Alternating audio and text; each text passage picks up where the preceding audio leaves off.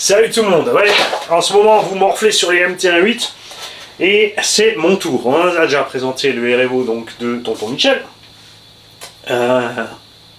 J'ai unbox ma surprise à moi et là dis pas que je l'ai fini.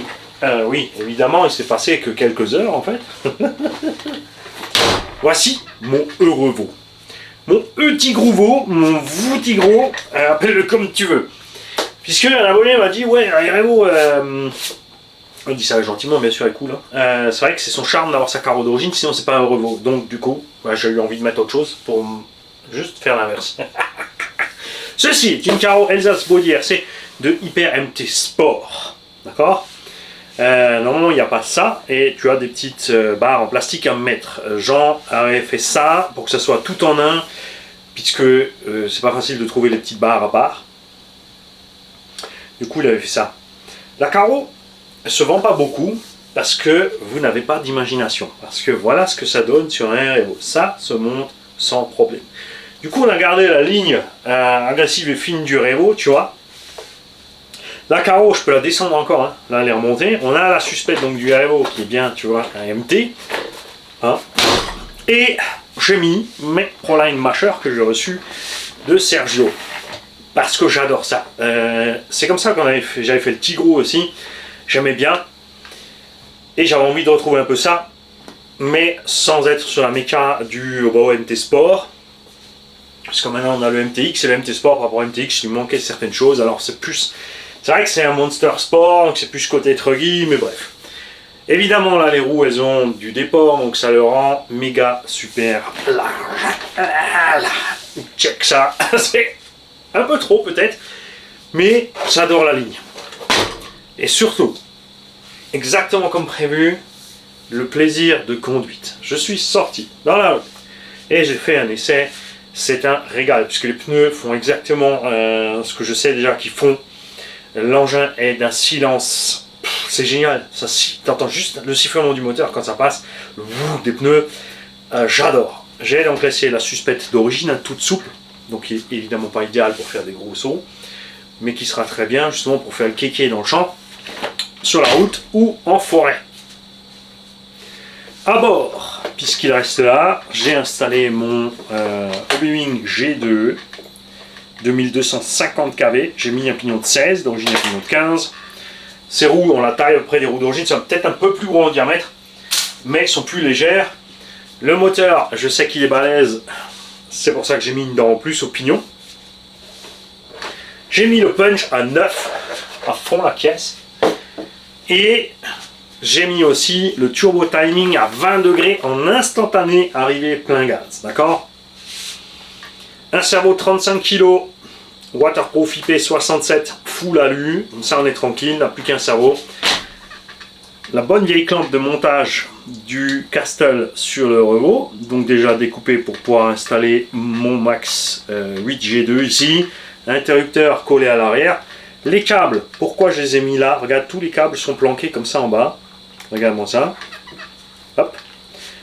Parce que faut que ça soit fin. Alors j'ai pas encore mis de dissipateur en ventilateur radiateur, mais je voulais être bas pour pouvoir descendre la carreau. Alors je peux encore la descendre, hein, je suis pas tout à fait, mais là je vais être bientôt sur le moteur quand même. Si je suis dessus. On va peut-être faire comme sur l'XRT, découper ici la benne pour laisser l'accès ouvert et foutre. Non, on va laisser sortir l'air là. Donc on verra. Déjà on va voir si ça chauffe beaucoup. Alors je suis pas censé le rouler comme un sauvageon. Dira ça aux deux gamins qui m'ont vu rouler dans la rue. Ils m'ont dit non mais lui le machin il monte sur deux roues quand tu veux pas, il monte pas sur deux roues sur la ligne droite avec le punch à fond et les 20% de timing turbo, tu roules à 60-70, tu fais comme ça, le machin il fait les roues font des grosses pizzas, c'est absolument génial. Et je vais te mettre la bestiole en route que tu comprennes ta douleur. J'ai mis aussi le bec à 8,4. On a un cerveau qui encaisse 8,4 et j'ai bien sûr mon récepteur Spectrum qui prend jusqu'à 9 volts. Donc on a une direction super rapide. D'accord, sans être trop, on a bien sûr réglé les butées. Et voilà ce que ça donne au gaz. T'es prêt? Et ça c'est bien, parce que ça c'est des vrais pneus Proline, avant que Horizon bien arrive dans l'histoire, avec des profils de collage ici en lèvres, style Traxxas. Et ils l'ont pas fait pour rien. Regarde bien. Déjà, tu peux partir avec le combo G2, ça c'est l'avantage, hein, avec ce système de capteur, même si tu as un pignon trop gros, avec ce genre d'étagement, sans capteur, tu serais en train de partir en cogant légèrement, avec un vario standard. C'est vrai qu'avec le nouveau Quick Run G2, ils ont aussi gommé ça. Castel n'a jamais eu ce problème, parce qu'ils avaient de toute façon gommé le système. La différence est simple, c'est que Castel, depuis le début, les Villinion aussi, mixe le démarrage en triangle, en delta, et ensuite passe en étoile pour monter dans les tours. C'est ce qui explique, puisque en delta, tu as beaucoup plus de couple et moins de tours minute, donc tu as un démarrage souple, et après, il passe en étoile, et il met gaz. Et il reste en étoile. Alors on va partir tout mollo, regarde ça.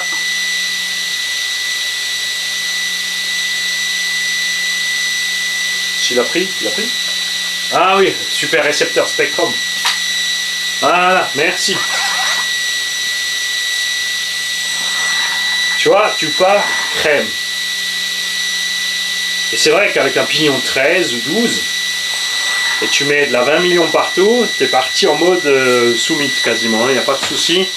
Et maintenant, t'es prêt? Je vais le prendre bien, il faut bien que je le prenne en main, parce que je vais me mettre là, tu vois, bien de côté. Comme ça, je prends bien le pneu dans la face s'il pète. Ça fera un best-of.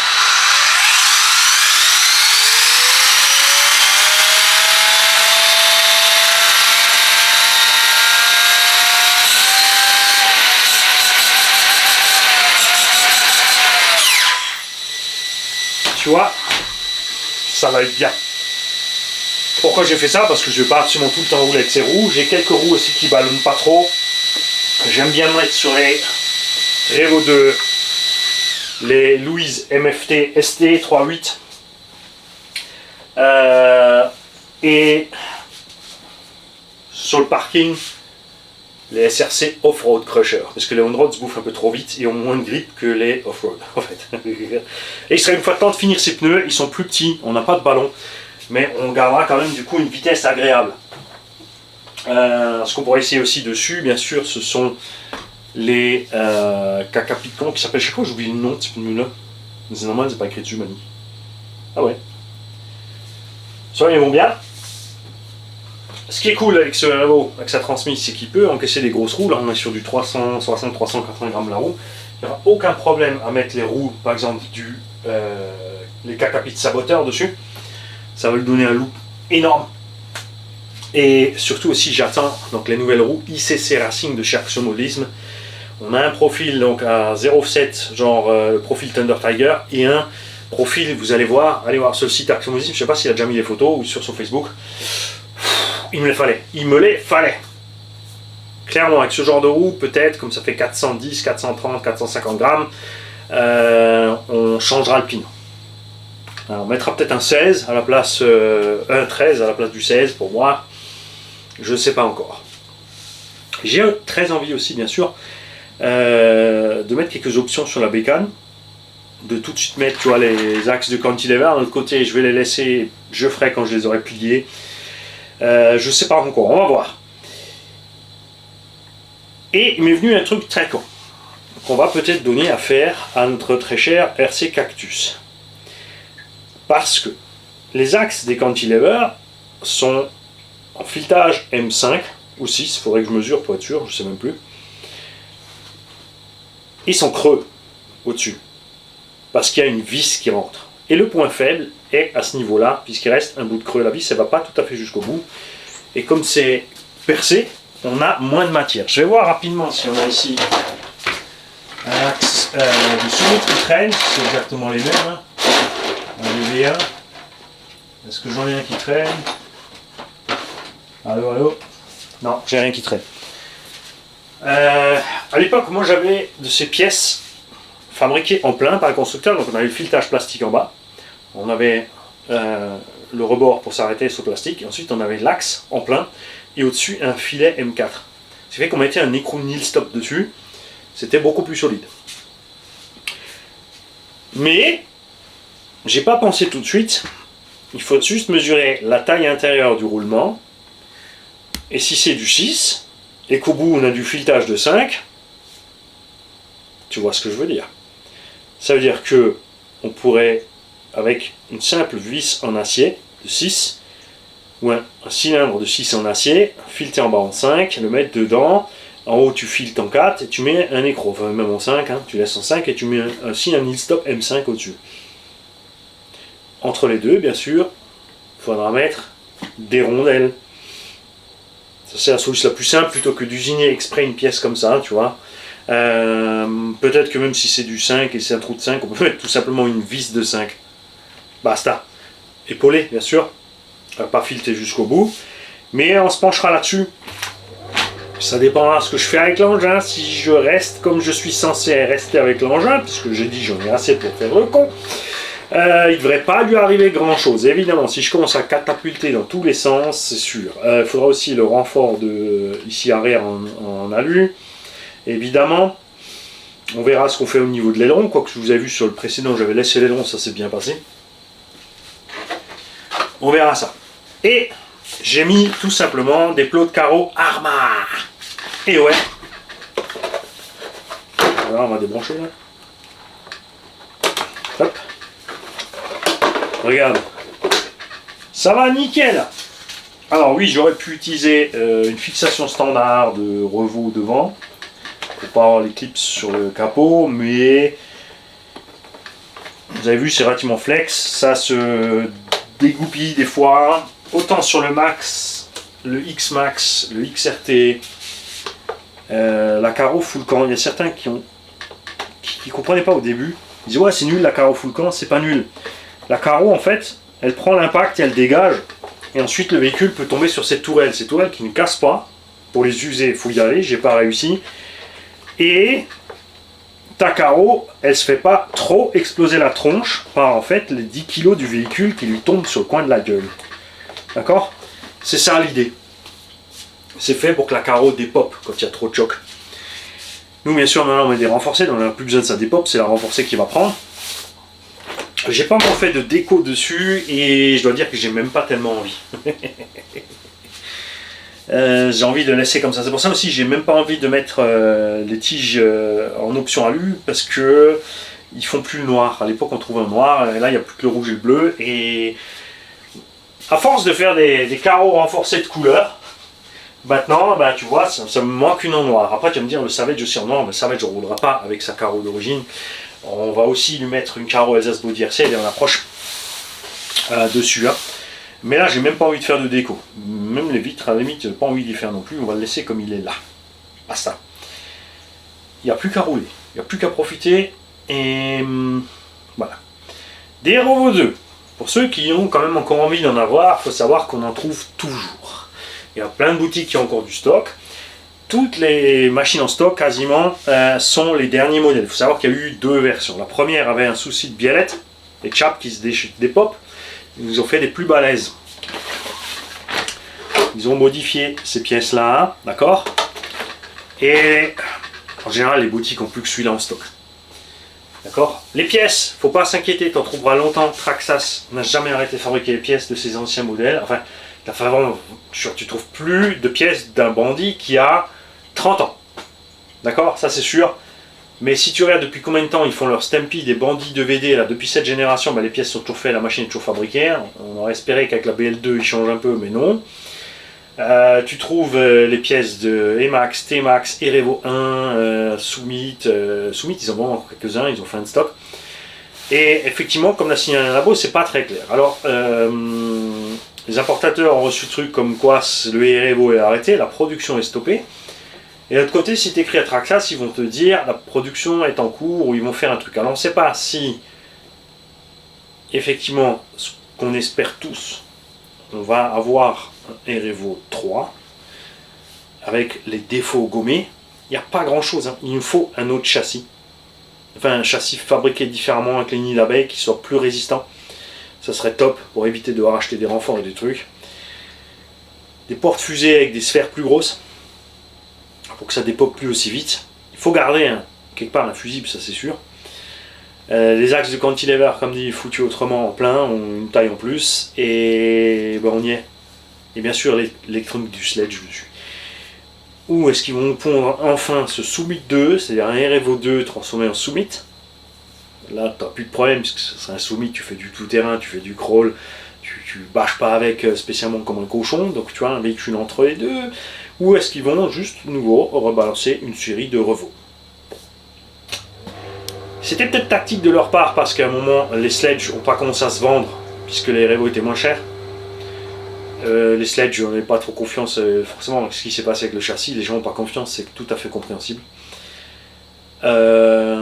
Entre le cerveau de crawler et le châssis, tu vois, ça fait chier. Et donc, est-ce qu'ils ont stoppé le Revo pour booster un peu les ventes du sledge? Discrètement, entre-temps, est-ce qu'ils ont fait quelque chose à ce châssis de sledge? On va voir.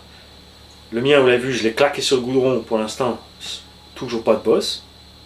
Alors que sur le premier châssis, c'était arrivé très vite, dans l'herbe. Donc, à voir. Et est-ce qu'ils vont pas, maintenant qu'ils ont de la redemande de Revo, parce que ça manque aux gens, est-ce qu'ils vont relancer? Alors ça serait con de le relancer pareil quand même. Hein. J'aimerais bien qu'ils changent un petit peu. Qu'ils mettent aussi une carreau type sledge qui se glisse par devant avec le gros patin pour protéger la tourelle. D'un autre côté, là, les amortos, il n'y a pas besoin de les protéger puisqu'ils sont déjà planqués. Hein. Mais tu vois, voilà. On ne sait pas ce qu'ils vont faire. Ils vont peut-être juste rien faire. Les petits saligots.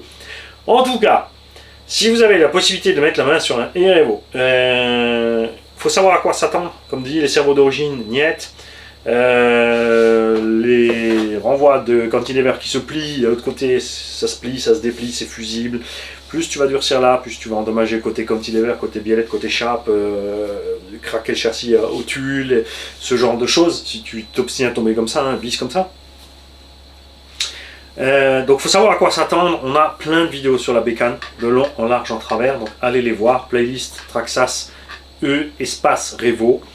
J'ai pas mis le tiret, et connement on a remarqué que sur YouTube, si tu mets pas exactement comme c'est écrit, tu le trouves moins. Donc je vais peut-être corriger la playlist avec le tiret. Ça fait 6 mois que je dis ça, chaque fois j'oublie. PLS. Bref, tu vas voir cette playlist. Si tu as envie de t'en faire un, comme dit, si tu as zéro expérience en RC, c'est ta seule caisse que tu peux avoir, ne commence pas par celle-là. Mais si tu as déjà un peu et tu as envie de faire un peu autre chose et que tu n'avais pas encore de RFO2, chope ton RFO2. Si tu peux te choper des pneus à l'ancienne, prends-toi des pneus à l'ancienne. Pour moi, c'est une différence énorme. Ces pneus, comme dit, ne sont pas super lourds. On est sous 400 grammes. On a des jantes en une pièce très légère. Tu vois que la gomme, elle pizzate, mais elle tient. D'accord? Et à rouler, c'est sûr. C'est pas fait pour les VMAX, hein. Quand t'as tout qui ballonne, les VMAX, tu te les oublies. Mais c'est funky à rouler parce que t'es souple sur les côtés, l'engin glisse bien dans ses dévers. Surtout avec ce genre de chevron, on a une bonne motricité à l'accélération. T'as tes pizzas pour faire tes figures et ça va vraiment super bien. Parce que en pneumatique à l'heure actuelle, on ne retrouve plus ce genre de choses. Alors les saboteurs, tu as vu, c'est sympa parce que tu as un petit ballon qui te permet de faire des figures faciles. Enfin, tu arrives à faire des pizzas aussi. Ce que je trouve un peu dommage, c'est personnellement le côté taille basse et 430-450 grammes. La nouvelle gamme Proline, tu as beaucoup la gamme HP qui est très très dure, qui ballonne zéro, qui pèse un âne mort. Hein, c'est pas le premier tonton qui m'en envoie parce qu'il ne sait pas quoi en faire. 500 grammes le gommard, ballonne zéro, très peu d'engins encaissent ça. Et si c'est pour rouler que doucement avec un Summit, pourquoi tu irais mettre ça? Oui, tu as raison, avantage, le pneu d'origine il fait 300 grammes et des brouettes, ça fait 500 grammes. Donc ton engin pour crapahuter est lesté. Mais la gomme est tellement dure qu'elle en est glissante. Donc j'ai pas compris le délire de Proline de faire ça. Surtout pas à des tarifs délirants, alors qu'à côté on a Louise qui te sort les MFT beaucoup moins cher. Ils font des tailles différentes aussi. Là c'est pareil, c'est bien, les MFT, c'est si tu roules vite dans les prairies et autres, après le reste pour les figures, tout ça, ça devient limite. Hein. Donc tu vois, on est un peu... Voilà. on trouve plus ce genre de truc. Donc si tu peux t'en choper encore, c'est pour ça que moi j'ai encore, maintenant j'ai grâce, moi je les avais vendus les miens avec une bagnole. Donc grâce à Sergio, j'en ai nouveau 4. J'ai mes bons vieux Proline Blockhead. Alors ça c'est l'extrême du mou. Tu vois pas là, c'est sur le MTX. J'ai encore quelques vieux gomards comme ça. Ou les anciens pneus des HPI Savage. Hein. Valeur sûre. Franchement. Et comme je l'ai dit, c'est refabriqué par le fabricant d'origine, libéré de HPI, donc d'une meilleure qualité. Et pas plus cher. D'accord? Donc ça c'est sympa. Après c'est une taille spéciale, le profil n'est pas spécialement beau. C'est sur des jantes 0 offset. Tu vois, il y a eu une évolution dans le monde des pneumatiques, mais on a perdu certaines choses au passage. Les nouvelles qui sont arrivées n'étaient pas top, donc on navigue un peu. Voilà. Heureusement que justement arrive ICC, Kakapit, etc. avec des gommards qui nous font plaisir. Mais j'aimerais bien qu'il nous fasse une taille un peu en dessous à chevron comme ça. Évidemment, vous doutez bien que je vais lui demander. D'accord? Si c'est pas lui, c'est ICC. ICC, on fait de nouveaux pneus, ils sont beaux. C'est aussi un peu, tu vois, déjà sur la pente 420-450 grammes.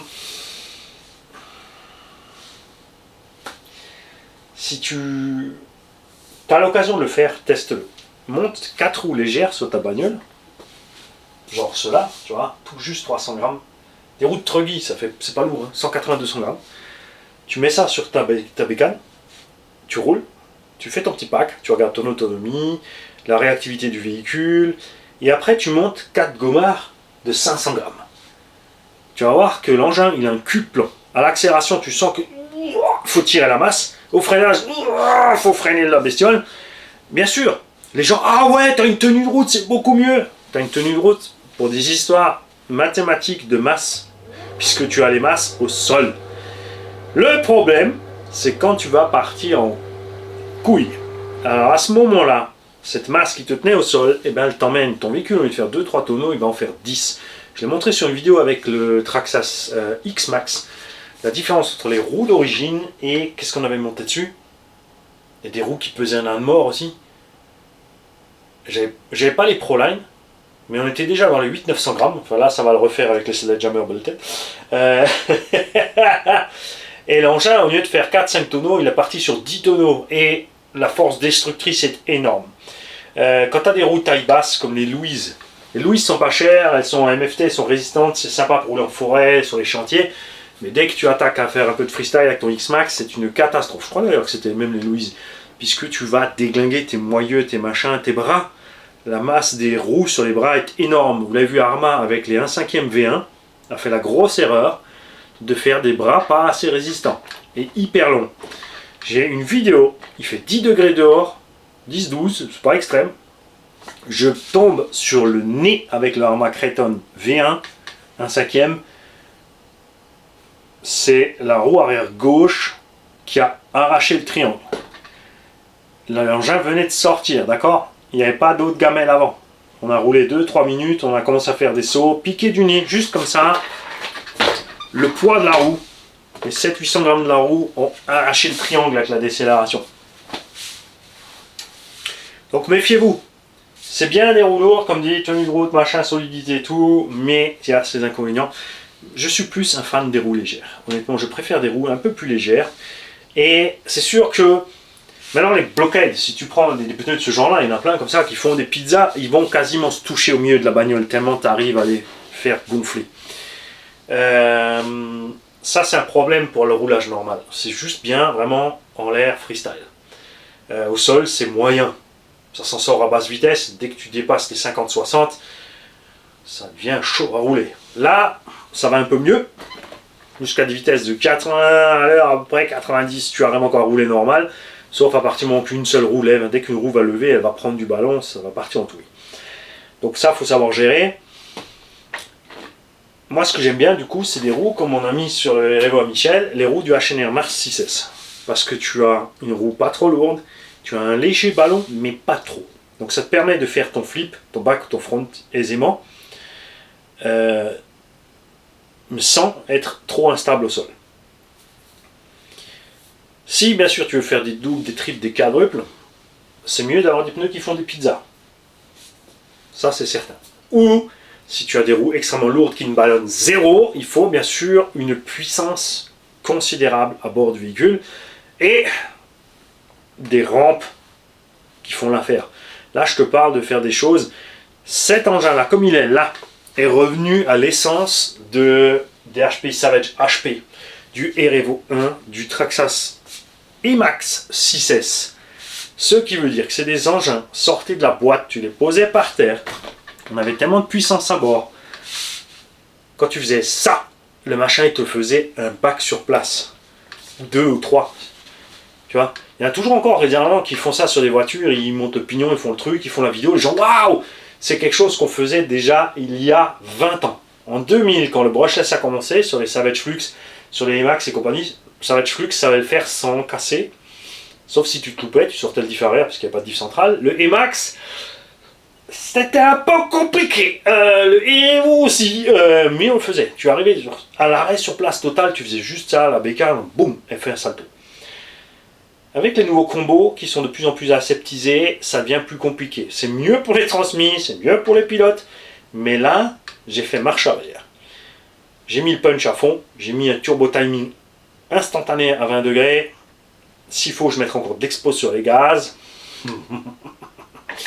Ça rend l'engin un peu inroulable. C'est vrai que sur la ligne droite, dès que tu es un peu trop brutal, il monte. Mais c'est ce que je t'ai montré avec le techno, il est là.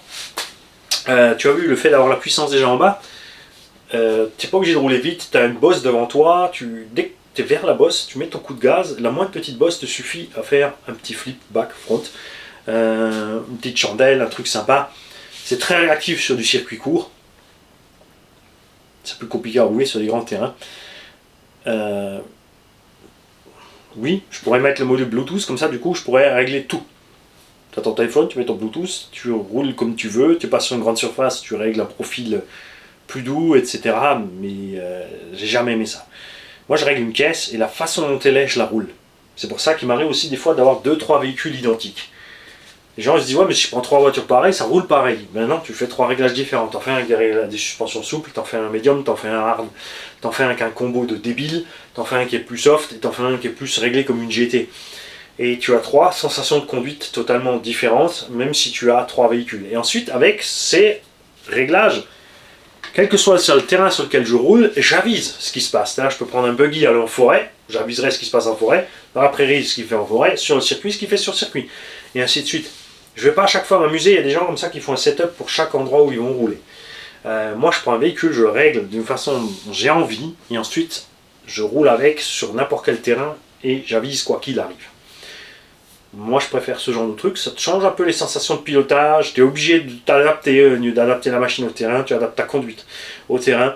Alors tu ne seras pas le plus performant sur chaque terrain, c'est sûr, le mec qui vient sur ce circuit avec ses pneus, ses suspensions, ce circuit, ses pneus, ses suspensions, ce circuit, ses pneus, ses suspensions sera plus performant que toi.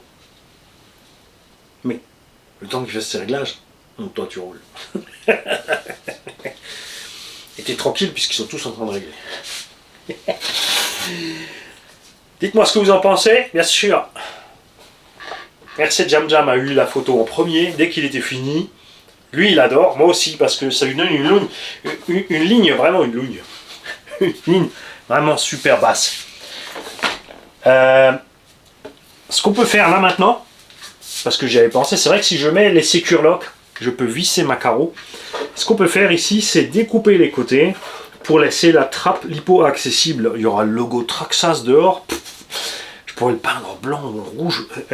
Mais surtout, tu enlèves plus ta carreau. Tu ouvres ton truc, tu glisses ta batterie. Tu vois, quand tu tires, la prise vient avec. Tu rebranches, tu remets ta batterie dedans. Des trucs comme ça. Par exemple, hein. Et comme dit, je peux encore la descendre. Je peux descendre encore un peu. Enfin, un peu. Je peux descendre, mais il faudra que je découpe pour passer le moteur qui soit dehors de la carreau, carrément derrière. Ça peut être sympa aussi avec le ventilo ici à l'arrière et le moteur qui sort là derrière. Hein. Mettre une couronne plus petite pour que le moteur se centre et le foutre là dehors avec le ventilo là. Ouais, mais là, il faudra mettre une protection. Non, je vais le rouler juste comme il est. Je vais essayer de garder mon calme. Selon la casse ou les pannes, on avisera ce qu'on fait. Sur AliExpress. Ça, c'est important, je voulais en causer. Et ça m'a fait grand plaisir. Raiden Racing a fait toute une ribambelle de pièces Erevo 2. Vous pouvez avoir les portes fusées en alu pour 20 balles la paire et ils sont chouettes. Des cantilevers en alu mais ils sont chouettes. Alors attention, comme dit, si tu mets un cantilever en alu, tu vas plier l'axe du cantilever. Donc il faut impérativement un autre axe, c'est ce qu'on a dit, on verra. Bon, les biellettes, tu peux les avoir chez Traxxas, extrêmement cher. Attention, les biellettes des optionneurs étaient prévues pour Erevo 1. Ils n'ont jamais fait d'upgrade Erevo 2. Ils n'ont pas réfléchi plus loin. Ils se sont dit sur les pièces option du 1, ça va sur le 2. Ouais, mais ça casse. Donc faites gaffe à ça. Elles sont très chères, les biellettes Traxxas, c'est dommage. Le petit renfort derrière, tu peux l'avoir chez Traxxas, tu peux le faire toi-même. Je pense que je vais faire un truc moi. Je prends un rectangle en alu, je vais faire mes 2 trous derrière, mon trou devant. Parce que ça m'emmerde de payer quand même 15-20 balles pour une petite pièce en alu qui fait juste ça, avec 3 trous dedans. Il y a des trucs, c'est un peu exagéré, tu vois. Raiden Racing aussi, du coup, a sorti les patins alu, ça j'aime pas. Les patins alu, tu mets les chocs sur le reste du châssis, sur la cellule. Je préfère péter ces pièces et je dois dire que j'en ai pas pété beaucoup. Je crois que j'en ai arraché une fois sur l'avant. Quand on avait fait le face trottoir, souvenez-vous, on a fait plein gaz face dans le trottoir. Ça nous avait coûté ces petites pièces là. D'accord? Tu trouves différents types de cardan. Je suis très content que les origines, surtout une fois que tu as modif. Comme dit, alors attention, si tu mets ta suspension en haut, c'est ce que je préfère. Pour éviter, en plus, tu arraches moins tes suspettes quand elles sont réglées en haut, parce que tu arrives sur les butées des triangles. Tu te retrouves avec... Je me suis perdu sur ce que je voulais dire. Le temps de vous faire la correcte. Qu'est-ce que tu racontais? On était au levier, machin, truc muche. Ah oui, arracher le filetage des triangles. Donc une fois que tu as coupé 2-3 mm sur tous les triangles, que tu as percé plus loin en 3 mm ou 3,5 ou 4 maximum, et que tu vis ensuite, enfin moi je perce à 3, hein, et ensuite tu serres tes vis pour rentrer un peu tes sphères, tu te retrouves aussi avec ce problème en moins de noix qui sautent. J'ai une tête qui dépasse discrètement avec un grand sourire. Pour sauter les noix ici. Moi je saute les noix, c'est un sport d'écureuil ce truc. Ah ouais, c'est ça. Il est 10h30. Et alors? On doit être là-bas à 11h30, avec 15 minutes de route. Je préviens. Bravo! Ah, tu étais parti que je m'emporte sur ma vidéo. Ouais. Bon, c'est vrai parce que je devais faire une vidéo de 12 minutes, j'en suis à une demi-heure. 12 minutes plus. Bon, bah, allez, allez, en gros 12 minutes. Ouais, Allez. les 12 derrière. J'y vais. Donc, allez voir sur AliExpress. Vous mettez juste Traxxas et espace, enfin, -Revo. Et vous verrez, il a écrit sur les pièces, c'est pas Raiden Racing, je te dis des bêtises, c'est New Enron, N-E-W-E-N-R-O-N. Sur les photos, il y a le petit logo New Enron. Tu vas voir là-bas, ils ont fait quelques pièces. Si vous cherchez pour Sledge, il y a MEUS Racing et ADU Racing. ADU Racing n'a rien fait pour le Erevo 2. Je suis sûr maintenant qu'ils ont stoppé la prod, les équipementiers vont s'arrêter. Après, ceux qui avaient déjà des trucs en route, bah forcément ils vont continuer. Hein. Enfin, on espère. Je vous tiendrai donc au courant de ce que je vais équiper. Moi, j'ai envie de prendre les portes fusées alu, les biellettes Traxxas alu, le renfort arrière. Et puis c'est tout. J'ai déjà changé le combo, enfin surtout le moteur qui est naze du Erevo 2. D'origine, moteur pas bon. C'est pas qu'il est pas bon, c'est qu'il n'est pas du tout adapté à la masse du véhicule. Il chauffe à mort, il n'a pas assez de force pour emmener l'engin, enfin bref, c'est pas bon. Et les servos d'origine, bien sûr, aussi à dégager. Si tu mets 2 servos 9 kg Traxxas, bien sûr, à pignon métal, ça va faire le boulot. Mais je trouve ça con de mettre 2 servos de 9 pour arriver à 18 kg, alors qu'on trouve des servos de 35 à 45 kg.